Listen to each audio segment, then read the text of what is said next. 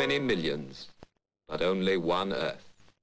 Each man's need is that of his neighbor, for all there is to share is the wealth of the world.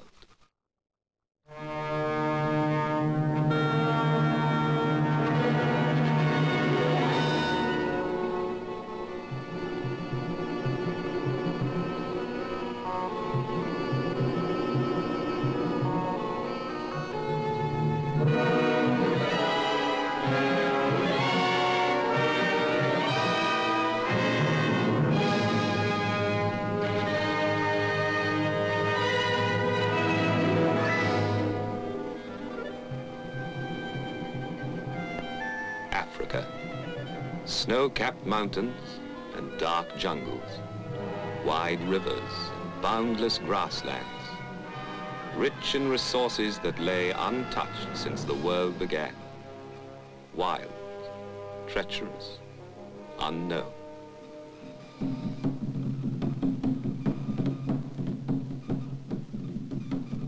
A land of dark and primitive contrast, plenty and scarcity, richness and poverty.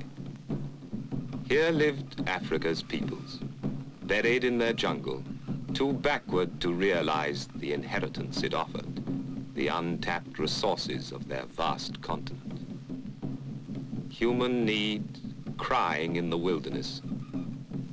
The only answer, the magic of the witch doctor, superstition, age-old fears, recurring plague. In Africa, in its jungles and in its villages, wealth lay wasting.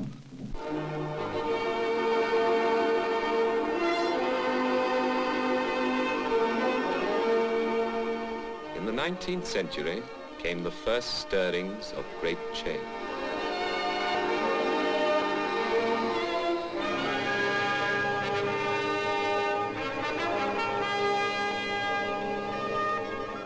Then for Africa began an era common to all great continents, lands whose size and virgin wealth drew forth extreme in men.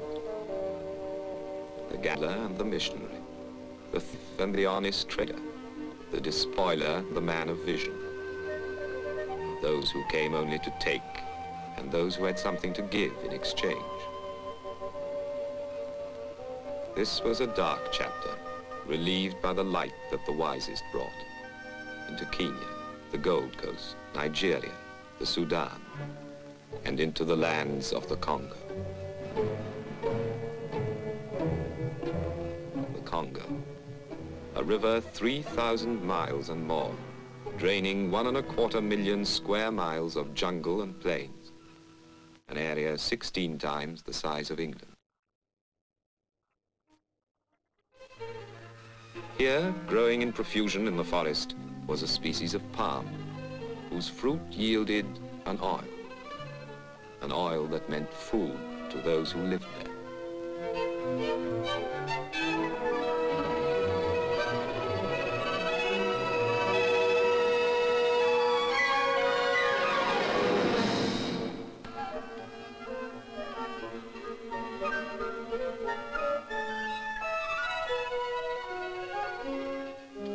Once to obtain the oil from the fruit, my people knew no other method than the one, old and primitive.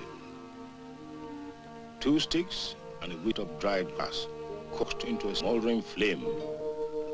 For though it was, man made fire since the world was young. Then the clusters of fruit, broken and born in an earthenware jar. Afterwards, they were pounded with pen mortar into a mash ready for the presses. Machinery crude but effective that served their simple needs. For out of it, after much twisting and squeezing, dripped rich oil, the hidden wealth of a backward people that was soon to be wealth for the world. In 1911, an Englishman by the name of William Lever, later to become Lord Leverhulme, was granted a concession by the Belgian government to develop large-scale production of palm oil in the Belgian Congo. Then, in lonely villages, the people listened to the white man, weighed their proposals to work and harvest the land. And having listened, they consulted among themselves. On their answer, much depended, for enterprise like this needed cooperation and goodwill. But at last, it was agreed.